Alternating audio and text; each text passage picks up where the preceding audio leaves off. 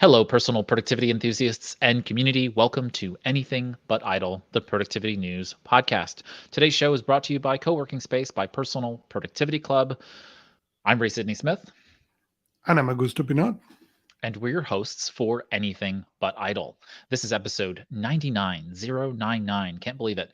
Just on the precipice of 100. And this is for March 7th, 2022. Progressive web apps are taking over, and of course, the productivity news this week. Each week, we review and discuss the productivity and technology news headlines of the week. And so, with that, let's get into our articles for the personal productivity blogosphere and audiosphere before we go into the technology news after the break. And so, Augusto, what is our first article this week?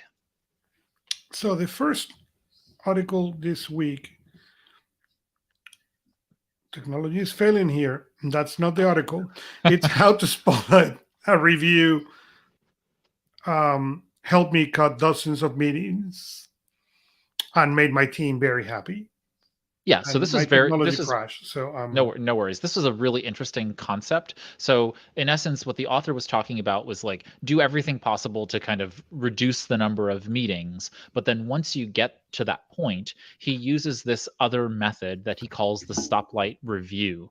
And the method is basically this: when the meeting is over, for the participants of the meeting who attended, for them to rank, basically rate the meeting as red, yellow, or green, and most stoplights are red, amber, and then green, but whatever. And so the idea then is that if it was green, the translation, as he notes here, and I'm reading from the article, it says, "This meeting was very valuable. Please include me in meetings like this in the future," end quote.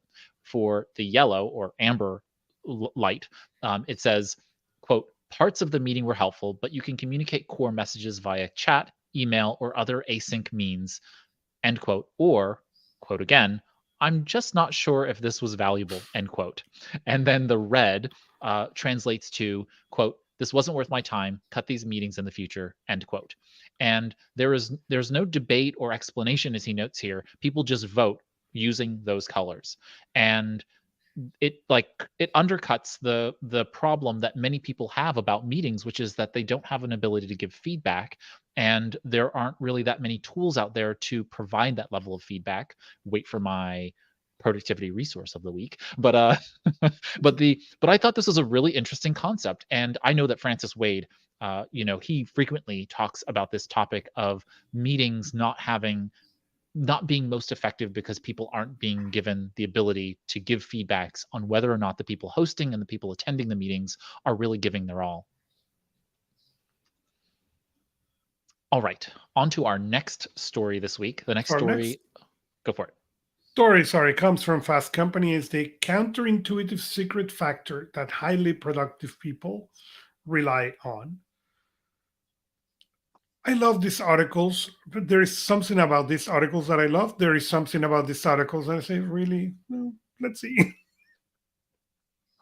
So the article's main premise is that lack of human connection is the root of all problems in productive organizations and teams today. And I'm not sure that I necessarily agree or disagree with that premise, that hypothesis. I didn't really see a strong argument in terms of empirical data for that, but I get that the author feels a sense that that's the case and provides some important, interesting, there were interesting thoughts all relating to this. I think the thing that jumped out for me the most was his talking about virtual co-working programs. And of course, those of you who know us and what we do here is that one of the things we have within Personal Productivity Club is a virtual co-working space. And he promotes a few others that are out there.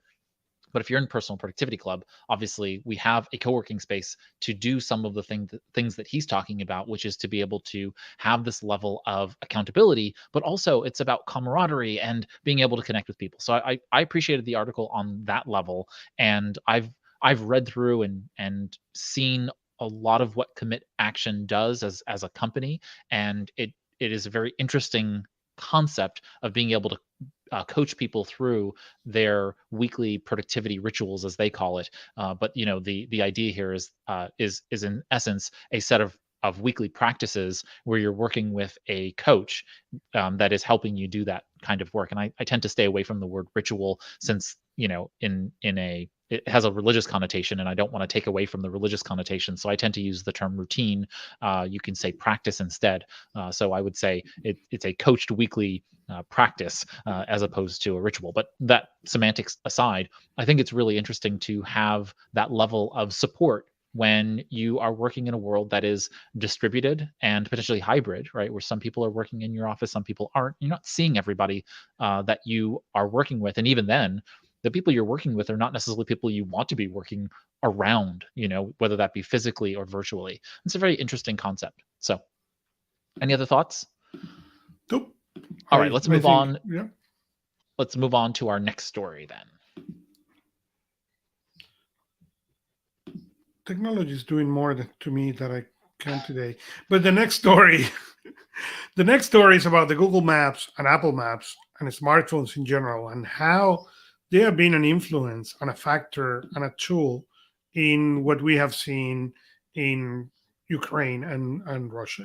How really a tool as simple as Google Map is showing, not intentional, it's showing traffic, and then traffic is translated by the volume of army tanks from Russia entering to Ukraine, but also how people is using this really as a military tool instead of what it was intentionally.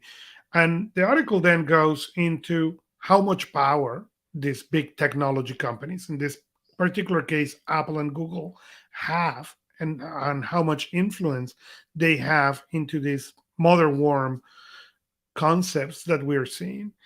And they do. The communication happened.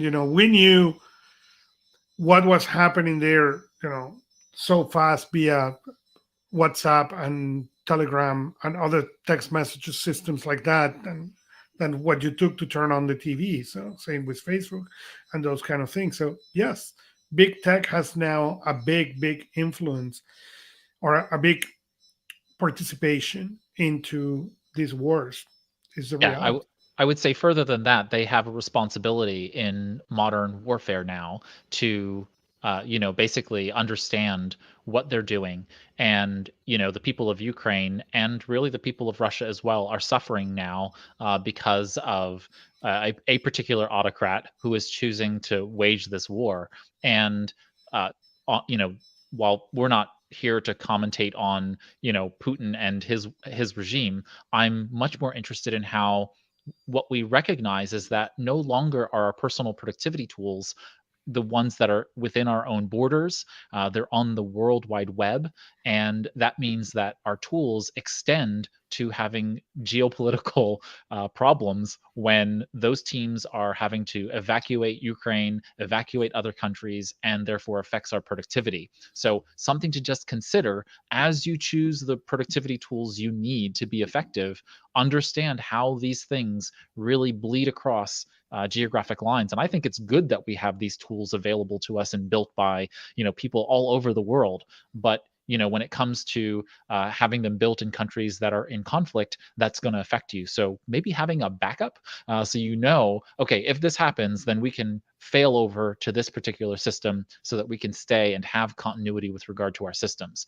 And I think that's the message I got from this article was, oh, that's right. I need to make sure that if something happens in Australia where Canva is hosted, I need to make sure that I can still access my designs and my design software. And that's about backups and making sure that you have some kind of backup tool to be able to get that work done. And that's, as productive as you can hope to be when these kinds of things that you have no control over happen in the world. All right, on to our next story this week. The 5 signs that you are ready for a coach. And this is a podcast from Michael Hyatt and Company. Michael Hyatt and Company.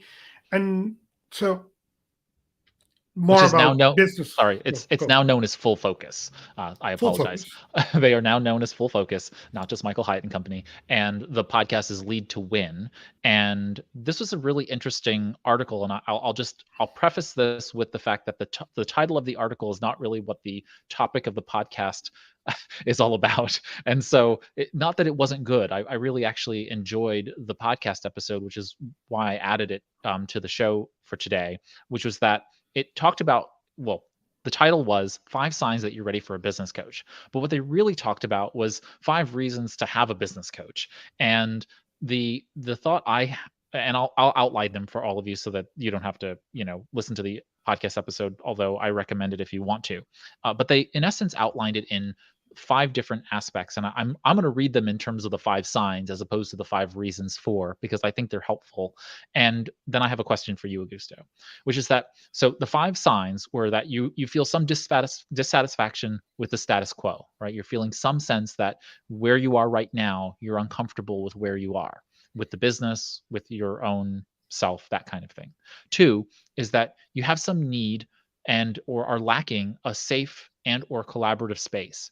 If you don't have someone to talk to, bounce ideas off of, that kind of thing. If you're feeling reactive, if you feel you're constantly dealing with the latest and loudest, as David Allen would say, if you're in that mode of thinking, maybe it's time for a business coach. If you're looking for different perspectives than your own, that is, perhaps you have a team of people who are yesing you to death and or yesing the business to death, that may be a sign that you're ready for a business coach. And then 5th, they talk about you have a need to develop strong growth mindset, and that you finally recognize that you are either in need of a growth mindset or you have a growth mindset and you want to strengthen that growth mindset. And that would be the 5th component of being ready for a business coach. I thought they were all salient arguments for being ready for a business coach. And that leads me to my question to you, Augusto, which is, what do you find are the maybe 2 or 3 items that your clients recognize when they're ready for coaching, for productivity coaching in your case, even though some of them may be small business owners and executives or otherwise? What do you feel like are those few things that they recognize in themselves that say, oh, you know what, I think I need someone to help me professionally? There are 3 things that I see consistent on those cases. The one is there is no work-life balance, and work-life balance is not about, oh, I did 3 things at home, 3 things at work. It has nothing to do with that, but it's about defining what that balance means to you. The second thing that they see, and sometimes it's because of this, is they're exhausted. And there are 2 different cases for exhaustion. When you are exhausted, so you have work all, but you are still, excited about the work that you did. You're tired, but you're excited. And exhausted when you are kind of defeated. That is the kind that I tend to work with, because what that happens is normally is you are on a line with what you want to accomplish. And the last one is when you cannot concentrate on the task you are doing. You are completely disconnected from that perspective. You are right now in fire, and you feel there fire to fire to fire to fire, and you're not really turning any one of them really off. So those tend to be the 3 main things when go to a productivity coach will make a massive difference. Fantastic. Great. It's always good to just have people think through when they do and when they don't need help. And I think that it's just always a good time to just kind of kick the tires on that thought. All right.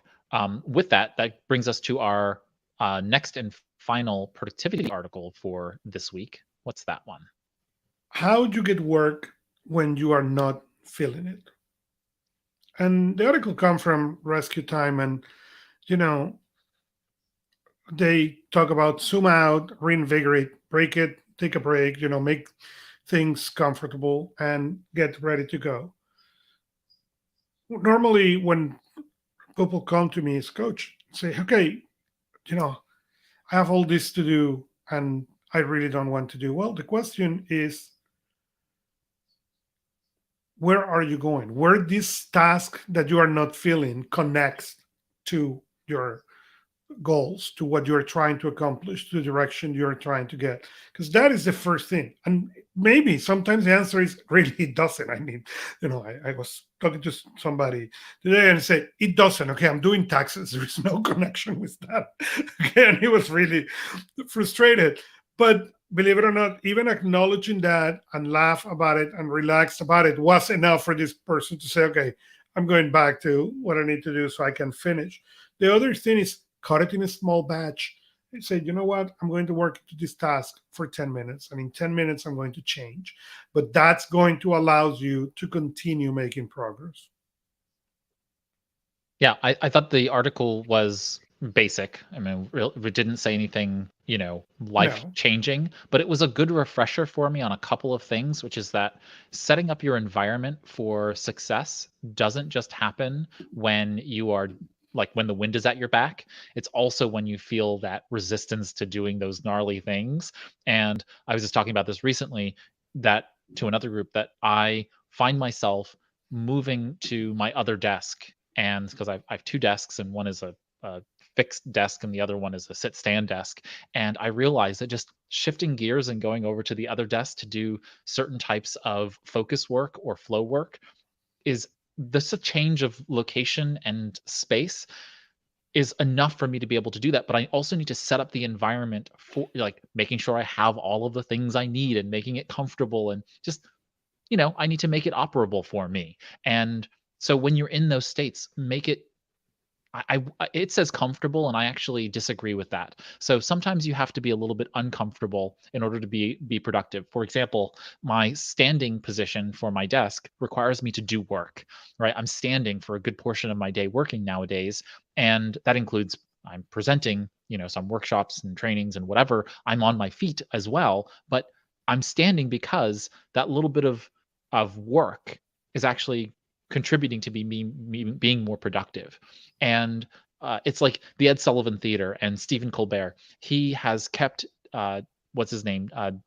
David. What's the name of the former host of the Late Show? David. Well, Letterman. Somebody. Letterman. Thank you, David Letterman. He would keep the theater at a crisp 50 something degrees, and so people were basically freezing in their seats, but he felt like it made them laugh more, that it made them more expressive in the audience. And so that's a place where you're actually making people less comfortable, but they're actually getting to the right effectiveness that you want them to be. And I think there are some cases for us where that's the case. Like if we make ourselves too comfy, like if you take your laptop to bed and you tuck yourself under the covers and you try to start working, I don't think you're going to be as productive as if you were dressed properly and sitting at your desk and prepared to work, right? So there's context matters, and it's not all about comfort as it is about making sure that you're in the most operable mode for getting yourself into the work modality you need to be. So it's kind of balancing those pieces out in that sense that I thought the article was maybe a little bit off on, but they had the right sentiment, I think, in that sense. So just make sure that when you show up to work, you're showing up to the right type of work. And I think, that's the best you can hope for, especially when you have that level of resistance to the work at hand. And so with that, we have very quickly gotten ourselves through the productivity articles this week. We're going to take a break for a word from our sponsor, and then we are going to come back for our technology headlines. We're going to do our productivity resources of the week. We'll touch on our featured story this week about progressive web apps, and then we will do a little bit closing the loop on business and finance and any announcements that we have. And we've got a couple of announcements for you this week. And so off to our sponsor, and we'll see you in a minute. While working in person may be normal for you, it's unlikely your coworkers are as interested in being productive as you are. Or working remotely or from home can be isolating. And there's something powerful about being with productive people, even virtually, that helps you be more engaged. If a flavor of these sounds familiar, Co-working Space by Personal Productivity Club is for you. Co-working Space is a virtual work community designed to help members be more effective and efficient in their work and personal lives. At its core, we provide goal tracking and host focused action sessions throughout the week for accountability and camaraderie. Visit anythingbutidle.com/coworking to learn more. Coworking Space lives inside Personal Productivity Club, a digital community for personal productivity enthusiasts, so you can find people who use methods and tools you do too. Again, head over to anythingbutidle.com/coworking to see how Coworking Space can help you be more productive. And now, back to our show. Welcome back, everybody, to Anything But Idle. I'm Ray Sidney-Smith, joined with, of course, Augusto Pinaud for the second half of the show. And with that, let's get into our technology headlines this week. Augusto, what's our first headline this week? So our first one is the Nomad Base, and it's a review from the most premium MagSafe charger around. But MagSafe, really, it's awesome. I mean, I hope they continue adding into every device, because I don't understand why Apple discontinue for some device. Yes, this is a formal complaint. And yes, I bought the adapter so I can have MagSafe in all of them, because it was fantastic. Kicking the cable and don't worry about the device flying has always been something fantastic. So every Mac or Apple device has the adapter in my house. But the Nomad first is a certified charger base, so you can have it in there. It's metal. It's really fancy. You can see it on the image. It will charge. It's trying to keep to that high-end look that the Apple or some of the Apple products have. So it's so that's what it is, and that is where the first thing is. Yeah, it looks beautiful. I mean, they did a really great job with it. The base one is it requires a 30-watt power outlet, but it gives 15 watts of power out of it, and so that's just phenomenal. And so you're saving all kinds of stuff there in terms of power necessity, and it just seems like a really premium pad. So it's really nice. It's it goes up against some of the other wireless charging pads that are out there with MagSafe, but this is definitely the premium look and feel. Like, it's a heavy from it is a heavy base. Yeah, and it's $130, so obviously it's a luxury item. But I think that if you're looking for a really nice base to have displayed on the desk and it's going to look very Apple-y, this is going to be the base for you. So our next one is how to embed link Google Forms charts into Google Docs, Google Slides, and it's part of the Google Workspace update. And I have not been a big fan of Google Sheets and Slides and Docs in general, but it is interesting for me to see much more slower rate than what I will like, how good they are getting. It will be great, Google, if you decide to treat the iPad as a real device and not as you treat it, so you give me full power. That will make me use that a little bit more. End of the rant. But it's been really interesting how they have been getting more and more powerful, and now being able to do these things is going to make it even better. Yeah, so I just see lots of applicability here. Like, if you're in a meeting and you want to be able to have a Google form, you have a survey or a poll of some kind in a Google form, you can now have the chart for that form in your Google Slides presentation or in your Google Doc if you're working with multiple people. And as votes are coming in, you could just click update on that form, and it's going to give you real-time data then charted for you graphically for you. And that's just incredibly powerful when you are in those kinds of environments. Say if you have 300 people in a room and you're trying to understand where they are with regard to a particular thing. Like, for example, I'm thinking about I sit on several nonprofit boards, and now we can actually vote on particular agenda items, and those agenda items can be literally embedded in the document, so we can all see the votes come in as people are voting on particular motions. So it can be a really, really useful perspective there for people to just quickly get data, quickly visualize it, and come to consensus on things by virtue of doing that. And I think of, if you're in a webinar, you want to be able to pull some data in with folks, and you don't want to use the Zoom polling or meeting, Microsoft Teams polling or whatever's built in. If you're using Google Workspace, now you can stay inside of that shell. Plus, you're collecting that data into a Google Sheets workbook, and so it all kind of stays within your shield of the Google Workspace environment, which I think is actually pretty powerful and important. So, and from a data security, data sovereignty perspective, and so I'm really pleased to see this added to the system, and I also like it for producing reports now, because now I can have a series of reports created for me, and as people are filling out forms, I can then have someone, click update on the form, PDF it, and send it along to me. And now I have a snapshot report of all kinds of data coming from these particular areas. So I just really like the idea of people being able to fill out forms and then have that data visualized because of the power of Google Forms connected to Google Sheets. But then even further than that, now have it just readily updated. Each week, all I have to do is just click an update, and then PDF and send, or just sending me the link. And now I can look at the report in live view directly in my browser for that particular report. So I see a lot of really great value there. All right, on to our next story.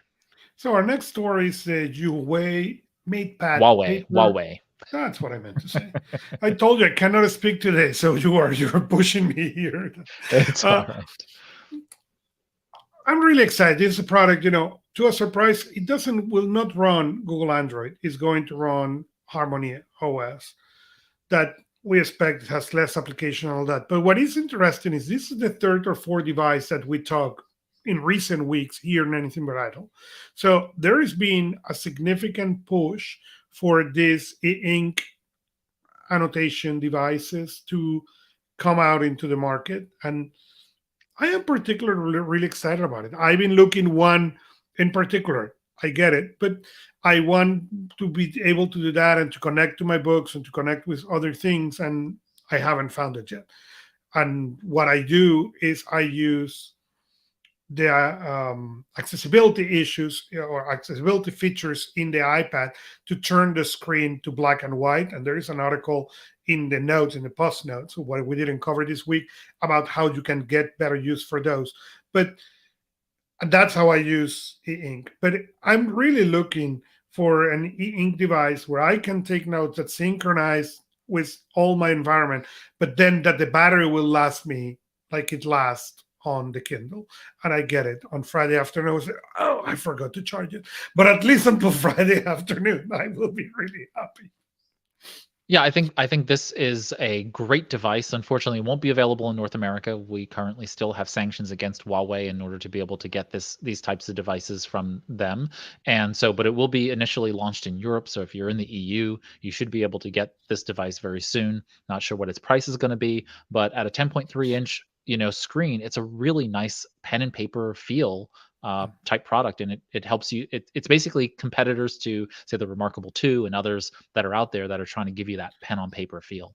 Yeah, and it's going to be around that. According to the article, it was going to be around the $550. Yeah, so it's going to be we'll on see what the street market is going to Yeah, we'll see what the street market price is going to be. But I'm really impressed by the number of e-ink. This one's coming with the e-ink Carta HD display, so you've got a beautiful display and you've got that anti-glare, so you can have this outdoors and be writing on it and just have a fluid experience that you won't have if you have a very glary screen like an iPad or otherwise, without having a paper-like screen protector on top of it to be able to stop that glare. This is not going to have that experience. You're going to be able to take natural light in, and because of Harmony OS, it kind of decouples it from the Android protection. I think the Android hull that kind of shields you from it, but at the same time, it also gives you a bunch of apps that are purpose built for Harmony OS for this particular tablet. Right. So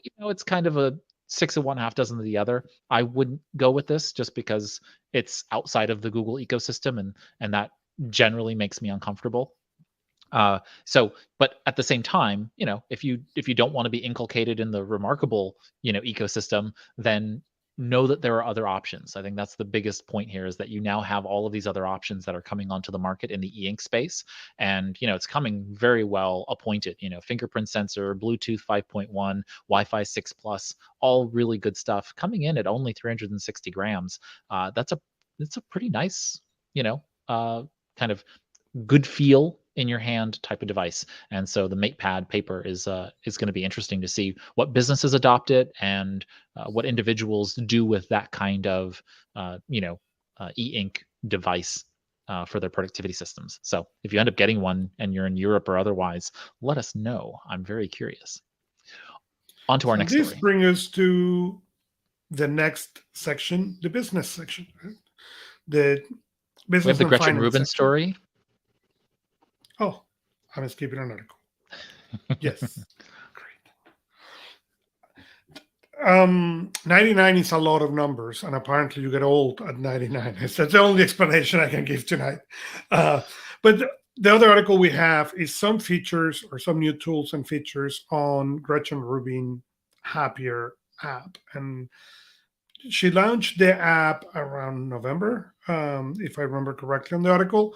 And well, it's been continuing improving. So now you can track the total. So measure the numbers of things that add up over time, miles, minutes, words, access your camera roll, set up reminders, edit your aims. And what she defined as your aims, the things that you want to accomplish, set a date of the last time you complete your aim, share tips, quotes, self-knowledge questions with yourself as well as with others.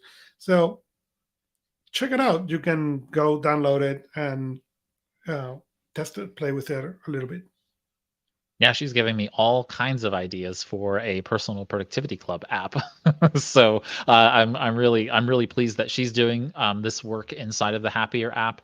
And I thought that she was, I don't know what her her decision making process is, but it's just really interesting to see her go down this road of building out an app ecosystem, an app that is doing functional stuff and not just stuff around her. Like there are things that are related to her book but are not on point to her book. So like she has Don't Break the Chain and the photo log and the one sentence journal and so on and so forth. It's a very interesting movement for her, and at least the Android app isn't getting that great a billing right now. I think it's a hefty cost. I'm not sure what the price is for it right now, but there is some kind of price and cost to it. So just folks keep that in mind when you go to it, that there is a cost. I'm not sure what the cost is for it, but enough people have complained in the reviews about the cost of the application. So who knows?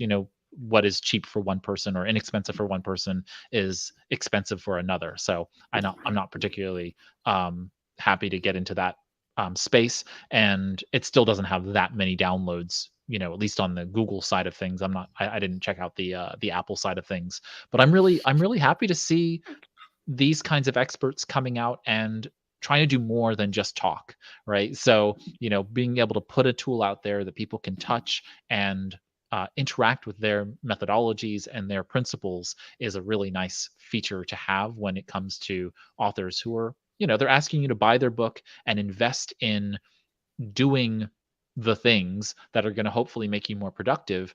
And you don't always know whether or not it's going to work. And so them giving you the tools, I think of Jane McGonigal. Dr. McGonigal has the Super Better app. And while it hasn't really, I don't know, honestly, I'm speaking out of school here because I haven't looked at it in a long time. I love Super Better. I love the methodology. And she built an application to kind of match it. And that's the kind of stuff that I feel like today in our technologically connected world, it makes a lot of sense for you to have those things put together. Like if you're going to offer a methodology that requires implementation, give me the tools, a workbook, downloads from your website so I can actually manifest the stuff that you're talking about. And this is a really nice piece of it that I think Gretchen Rubin is doing. So I laud her for at least the attempt, right? You can't win everybody, but at least making the attempt is worthwhile. And keeping an app maintained is a lot of work. So I know that myself with Personal Productivity Club. So like just that level of it, is a lot of work. So Kudos. Okay, on to the business and finance segment. So Zero Systems get a $12 million Series A to bring automation to professional service. I'm not familiar with Zero Systems, or I wasn't familiar until I read out of them, but I don't know if Yes. you are. Yeah, so they're a workflow automation tool, and they have been, basically attempting to automate all of these other pieces of the puzzle and for professional services firms. And so think lawyers, accountants, whatever. Mhm. And now what they're really trying to do is to level up that game so that you're taking over more and more of the kind of mundane facilities. So for example, in a law firm environment, you have to do a whole bunch of things in order to get a client onboarded, including making sure that you're doing a conflict check across all the attorneys and the cases that those attorneys, for representation purposes, you've got to get a bunch of information from clients, have them sign, some kind of retainer agreement, or whatever the arrangement is going to be with regard to representation. You need to be able to get a release potentially for them to get documents from opposing counsel or from organizations, or say if you represent them in some medical capacity, you've got to get doctors to give up that information, so you need a release from them. Like, all of that stuff needs to be done before they can even start representing you. And so think about that in terms of financial services or consultants and otherwise, who need to do all of those things, get a contract Mhm. signed, get the first down payment or deposit made, set up your billing. Zero is trying to do that for businesses. And if it can reduce all of those pieces, one, you get a greater consistency with clients in terms of your professionalism, but also it's just less work. So Right. if you could do those things in that way, like, that's just a huge thing. So this $12 million Series A is a really big deal, because I think we're going to start to see more and more of this come down the pike. And we've seen this a little bit in the not to belabor the subject, but we've seen a little bit of this in the kind of consultant and design creative professional space, with certain tools. But we haven't really seen this in the traditional professional services space, because we've depended upon practice management software and case management software that's been very specific to industries. So you'll have a real estate focused tool, or you'll have a law firm focused tool, or accounting practice tool like QuickBooks, accounting version, those kinds of things. And Zero is trying to generalize that and be able to do this across many different fields. And I think that there's a place for a QuickBooks Premier accountant version, and there's a reason for tools like Time Matters and Billing Matters that focuses on law firm practice management. But for everybody in between, it's really nice to have this level of automation to be able to get your business infrastructure in place, especially when you're a 1-person, 10-person shop and you don't have all the resources to get all these things done. Zero, hopefully, this is a pipe dream, but hopefully they can do that for us and really lower the threshold for automation. All Yeah, right. and our next story, sorry, is how Apple dominated the tablet market in 2021, despite the shortage for supply and constraint. The market for tablets, I was impressed, declined 31% for shipments. Okay, that is big. And but even with that, Apple still had 40% of the market. So they did pretty well. They conquered the market. Not as good on the PC market. HP still have 30% of that market share. But Apple was able to be on the top 5 of the players. Yeah, I think that's really powerful. Yeah, it speaks for itself. All right. So with that brings us along to our next segment, which is our productivity resources of the week. And so, of course, each week, Augusto and I scour the interwebs for all the various stories and articles and whatnot that we bring to you for Anything But Idle. And of course, we come across a lot of tools and things that we think you might like. And so we each try to bring you one of those that we think you might be interested in. And as I talked about when we first started with I think it was our first or second story of the week, we were talking about the idea of meeting feedback. And so I recently came across this tool. And so I don't have a lot of experience with it, but what I have seen of it, I'm really interested in this. And the tool is called Meetback. And in essence, what Meetback does is it gives you the ability to, in essence, get feedback from meeting participants. So in essence, I'm trying to get this screen here to actually play. Now it's just trying to make me register. Let me scroll down here so you can kind of see what we're talking about here. So the idea is that Meetback happens by connecting. Why is it keep trying to take me to sign in? Anyway, so what it tries to do is to, in essence, give you a bunch of survey templates, and post meeting, you can then push these meeting. Trying to get that thing to go away with it. It keeps doing this cookie thing, and then when I click on the cookie thing, it's pushing it to log in. That's a glitch. So the idea here is that you get a notification after the meeting from the meeting host, and you're able to then score the meeting so that people can kind of see it. And again, going back to that kind of red, amber, green perspective of the stoplight, you can give this kind of quick feedback, but also get bespoke questions for that particular meeting. And I just think this is really interesting. It's fascinating to me to think about getting the feedback quickly and promptly to the meeting while it's still fresh in people's mind of, oh, I really didn't like that meeting, or, oh, that meeting was really, really good. I wish more of my meetings were like that. And then that way you as a meeting host can know what are the things to make meetings more effective. And so Meetback is currently in some kind of beta stage, so it's free to use. And so I just recommend people check it out, see if it works for you, and also let us know, because I'm really curious. So feel free to comment on the episode or tweet at us and let us know what your experience is with the Meetback tool, if you go ahead and use it. Augusto, what is your productivity resource this week? My toy is called the Lumen, and basically the Lumen is the world's first handheld that measured your metabolism.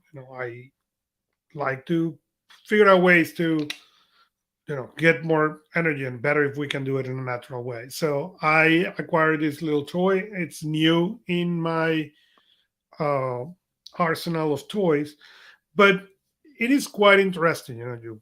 You blow, and basically what it do is a metabolic analysis, and tell you, in 1 to 5, what are you doing? Burning more carbs or burning more fat. What has been interesting from a non-scientific point of view is that I am being able to breathe into this thing and guess where I am, depending how I feel. When I'm burning fat, I feel a lot more energetic than when I'm burning carbs. So it's allowing me to identify, where I am, and hopefully it's going to teach me how to get more of that and less of the others. This is really interesting. And when I first saw the website, I thought it was a much larger device that kind of sat on your desk. And then when you lifted it up, it's this little tiny. It's really tiny. That makes a lot more sense. It makes a lot more sense.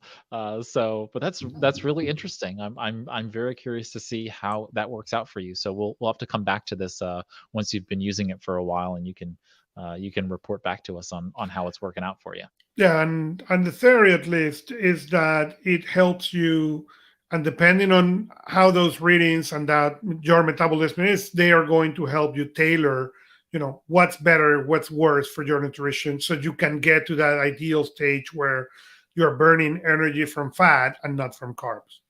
Fantastic. So that's the Lumen, and you can find it by going to our show notes and clicking on the link, but it's also lumen.me. So lumen.me. All right. Onward, Augusto, to our featured story this week. Desktop users have installed progressive web apps 270% more than the past year. And progressive web apps, they're great. They allows you to install in PCs. You can install it in Macs. You can install it in Chromebooks. They don't work yet on the iPad, but they work great. And I have seen more and more people installing them, because as it is basically, as the name said, a web app, allows you to break or to go on top of some of the securities. A lot of people that I work and coach too, they cannot install stuff in their machines. Okay, their machines are locked down. They cannot, but they can go find that progressive web app and now put the app into that machine, and that match the security things, give them an application, and give them something that will work very, very well. So I am not surprised that they are doing this. Not only that, what we have seen is these applications are getting better and better. And it used to be a couple of years ago, there were some very good PWAs, but most of them were not that great. They are getting better and better day by day. So I am really excited about this. I think this is less of a conversation about productivity on one hand and more conversation about productivity on the other hand, which is if I forgive me to explain the confusing nature of saying that, but on one hand, it's just the movement of software development. It's easier to publish a progressive web app because there is minimal to zero maintenance once they push out that initial PWA, because it is literally the web app that is being shelled. It's just basically a responsive web app being shelled for you within the Chrome or browser experience, whichever browser you're using that supports it. And I don't believe Firefox currently supports PWAs. I think it's just Edge and Chrome. Well, all Chromium-based browsers. So that includes Brave and is Opera Chromium-based? I'm not sure. But either way, the Vivaldi or one of those, I'm not sure. They're also Chrome. But any Chromium project-based browser is going to support PWAs, and it's just the future is going to be PWAs for a large swath of software. Not all of them. You're never going to get Omnifocus as a PWA. No, but Omnifocus is a great example. I know a lot of people who love Omnifocus, but now they cannot install it on their PC. They have a web app. They even create a web app. I don't know how powerful it is these days, but they did it. They could really go, now that the web app exists, and turn it into a PWA and make it more usable for the people in the PCs. That is a great example. So I stand corrected, because even Omnifocus could be a PWA, and it's actually not about the usefulness of PWAs as much as it is the ability to be able to quickly push out an application in that its own environment, its own taskbar item, right? So seeing that app represented in the dock gives you a context switch, and that's actually extremely powerful when it comes to productivity, right? Like if you think about it, when you're like spending 80 to 90% of your time in the browser, just changing tabs for some people, not for everybody, but for some people, is just not enough to keep them focused on that particular work. And the context switch is maybe not enough. We always talk about context switching or switch tasking as being negative, but there is actually a power to having the appropriate context when you're looking at things and being able to switch from one thing, your browser, where you feel like you're consuming things, to say your email application where you are exclusively communicating with people. And so having this ability to publish PWAs is a very, very powerful feature of the web today, and I think will just proliferate, and they will get better. That's the thing, is that as we make our way forward, some PWAs are, mildly competent just because they're in essence a mini browser, right? That's really all they're representing. But I believe that over time, we're going to get more and more powerful PWAs, which is why we've seen this exponential growth of PWAs being installed. I mean, one of the things that Chrome Unboxed talked about in this article was the fact that really the primary,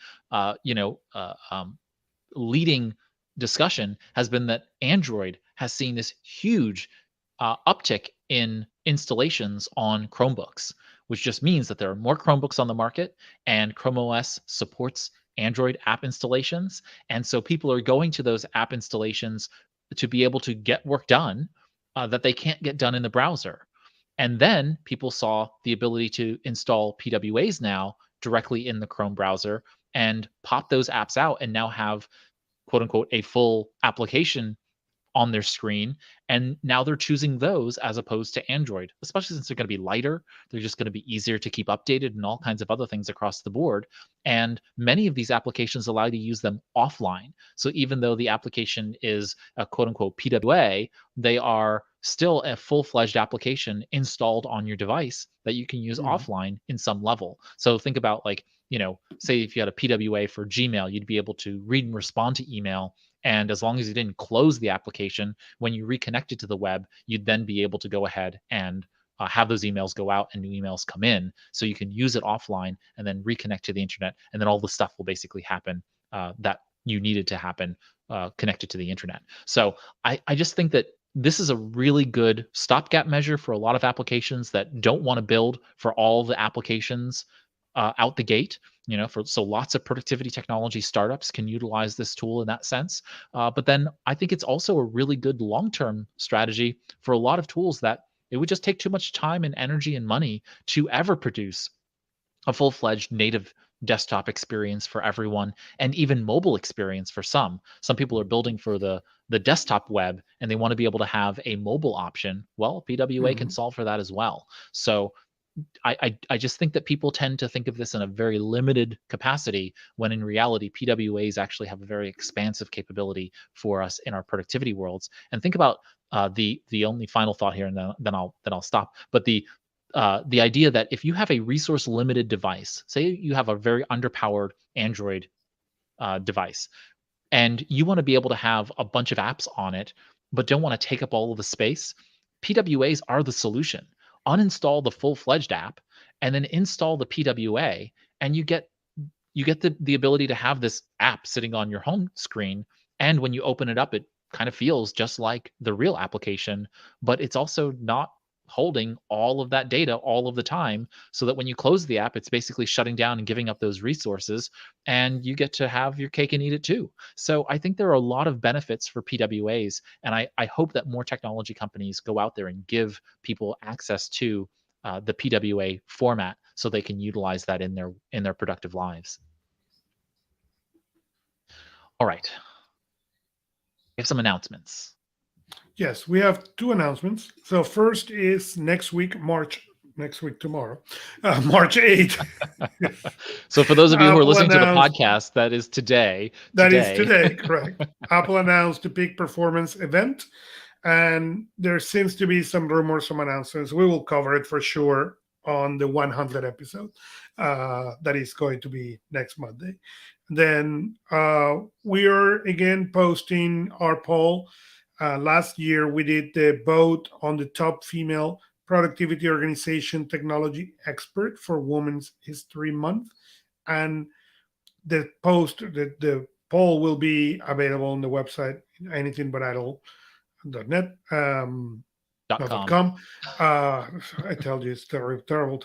Anythingbutidle.com. You will see it there. Please go and vote. It was really fun last year. It was really fun to meet new people and to acknowledge some of the ones that we know. So please make sure to go and vote. Yes, and also if so, we'll tweet this out. We will post this in Personal Productivity Club. We will put this on anythingbutidle.com, and so everywhere we can post it, we'll do so. If there are other female technology organization productivity experts that you know of, please comment on the post itself so we know, tag them and post it. And as soon as we can, we will go ahead and add them to the poll so that they can also be included, because we only know the people we know, but really the hope is that we broaden the exposure of the people that we don't know. There are so many hidden gems in the world, and just because of the way the world works, they have not gotten the billing that they should. And so I hope that by doing this, we're exposing more people and also being introduced to new experts that are in the world that we just don't know of because we don't know them. And so hopefully you can help educate us, bring those people into the fold. And I'm just so looking forward to seeing who wins this year. Last year, Grace Marshall won, and so she won the top female productivity organization and technology expert for 2021. And so I'm looking forward to seeing who wins this year. And so yeah, that's just exciting. All right, Augusto. With that, we have done it again. We have closed episode 99 of Anything But Idle. So look at that. We did. Thank you again, Augusto Pinaud, for putting together the show this and every week. It just is a great help. Okay, on anythingbutidle.com, you'll find our show notes with links to all the stories the productivity resources of the week, any extra stories we didn't cover in the show itself, as well as text transcripts, both to read, and there's a download link so you can download it as well. And after surveying our show notes, let us know if there's any stories that we did miss. It happens. You can feel free to comment on the episode page on anythingbutidle.com/099. That's the episode page for this episode. You can tweet or DM us at anythingbutidle. We also have Twitter profiles, but if you tweet at anythingbutidle, we'll know what it's all about. And you can also use our contact form on the website. So you can just fill out the contact form and submit it there. If you have a question or a comment about anything we discussed, agree, disagree, all the fun stuff in between, you can also comment and tweet and use the contact form as you want. Also note that we have a channel, which is basically a group inside of Personal Productivity Club dedicated to Anything But Idle. So if you go to anythingbutidle.com/community, you will find the sign up form for joining this group. And so in there, you can discuss the news, you can ask questions and interact and engage. And that's also where we post the links to watch live each week. So if you want to be able to watch us record these live instead of listening to the podcast afterward, you're more than welcome to join us then and engage in the conversation and ask questions, and we can answer those hopefully in real time. If this is your first time watching the live stream, feel free to click the subscribe button so you get notified when we do go live weekly. And if you're listening to the podcast, you can go ahead and follow us or subscribe in your favorite podcast app, and there are instructions there on anythingbutidle.com to go ahead and do that. Please feel free to rate and review us in Apple Podcasts or Stitcher or whatever other Podchaser, all the various podcast apps and platforms and social networks that allow for rating and review. Of course, we just enjoy the compliments, but the real reason is that it helps to introduce us to a larger personal productivity listening community. And so if we want to reach the widest swath of folks who are interested in personal productivity news, that's the best way to do it. And so thank you for those who have rated us, and thank you to those who are willing to do so in the future. And so with that, we will see you all next time on Anything But Idle. Here's to your productive life.